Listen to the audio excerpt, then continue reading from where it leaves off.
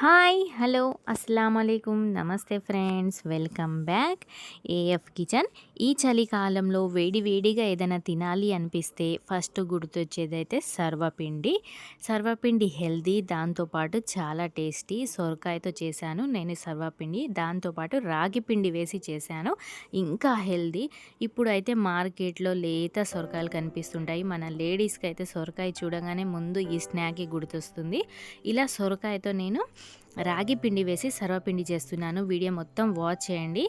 ఇలా తురుముకున్న సొరకాయని తీసుకోవాలి. నేను నీట్గా క్లీన్ చేసుకొని మంచిగా ఇలా తురుముకున్నాను. పెద్దగా ఉన్న దాంతో తురిమితే ఇంకా బాగుంటుంది. ఇలా తురిమిన తర్వాత ఒక చాపర్ తీసుకొని దీంట్లో ఒక చిన్న అల్లం ముక్క, పచ్చిమిర్చి వేస్తున్నాను. స్పైసీ తినేవాళ్ళు ఇంకొంచెం వేసుకోండి. దీంతోపాటు కరివేపాకుని వేస్తున్నాను. ఉంటే 2 గుప్పెళ్ళ కరివేపాకు వేసుకోవాలి.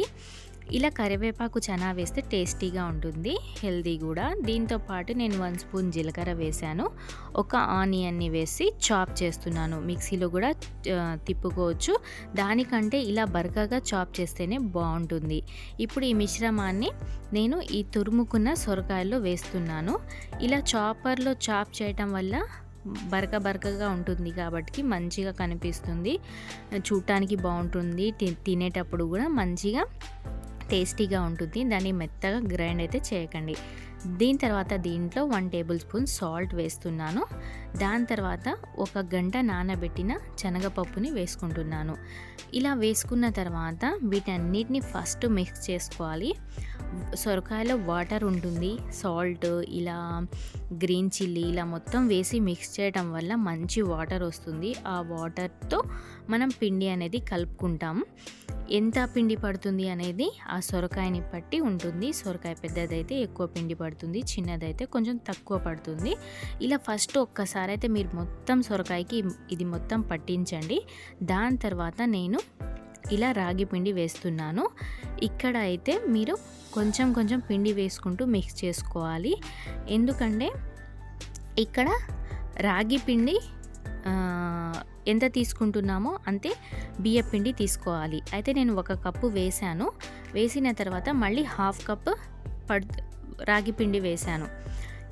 ఇలా ఒకసారి మిక్స్ చేసుకున్నాను. దీంట్లో ఇంకొంచెం పిండి పడుతుంది, అప్పుడు మళ్ళీ రాగి పిండి 1/2 కప్పే వేశాను. ఇలా 1.5 కప్ వరకు రాగి పిండి వేసి మంచిగా మిక్స్ చేశాను. ఇంకా పిండి పడుతుంది. అప్పుడు నేను ఇక్కడ ఎంతైతే రాగి పిండి తీసుకున్నానో అంతే బియ్య పిండి తీసుకుంటున్నాను. ఇక్కడ క్వాంటిటీ అనేది ఈక్వల్గా ఉంచుకోండి.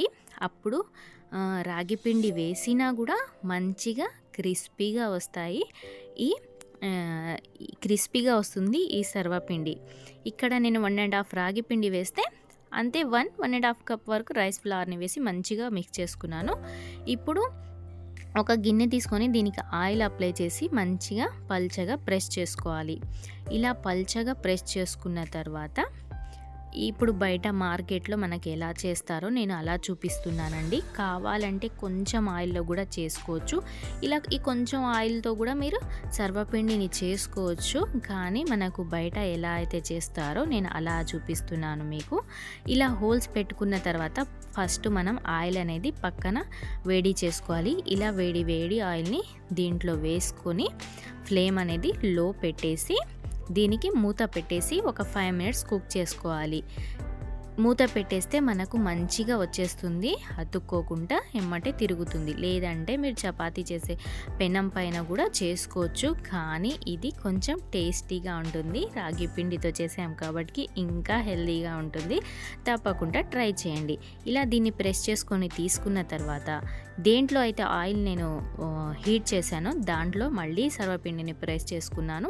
ఇప్పుడు వేడి ఆయిల్ మళ్ళీ దీంట్లో వేసుకోవాలి. ఇలా ఒక 2 గిన్నెలు తీసుకొని దీంట్లో ఆయిల్ వేసినప్పుడు దాంట్లో ప్రెస్ చేసుకోండి, దాంట్లో ఆయిల్ వేసినప్పుడు దీంట్లో ప్రెస్ చేసుకోండి. అప్పుడు చాలా త్వరగా అవుతుంది, చాలా క్రిస్పీగా అవుతుంది. 1 వీక్ కాదండి, 1 మంత్ అయినా నిల్వ ఉంటుంది. ఎందుకంటే ఎక్కడ పాడవదు. కానీ ఎక్కువ నిల్వ ఉంచే కంటే 1 వారం వరకు అయినా నిల్వ ఉంచుకోవచ్చు. ఇంత టేస్టీ సర్వపిండి ఎవరండి వారం ఉంచుతారు? అప్పటికప్పుడు ఎమ్మటే అయిపోవు. ఇలా మంచిగా 2 సైడ్లు ఫ్రై చేసుకున్న తర్వాత తీసుకోవాలి. మళ్ళీ నేను అదే ప్రాసెస్‌ని రిపీట్ చేస్తున్నాను. మళ్ళీ ఆయిల్ దీంట్లో వేసుకొని మళ్ళీ మూత పెట్టేసి మంచిగా కుక్ చేసుకోవాలి. ఫ్లేమ్ అనేది లోలో పెట్టి కుక్ చేయండి. పిండి అనేది ఈక్వల్‌గా తీసుకోండి. ఈ రెసిపీ మీకు ఎలా అనిపించింది? ఈ రాగి పిండితో ఈ సర్వపిండి ఎలా అనిపించింది? ఏంటి అనేది ప్లీజ్ ఫ్రెండ్స్ కామెంట్ చేయండి.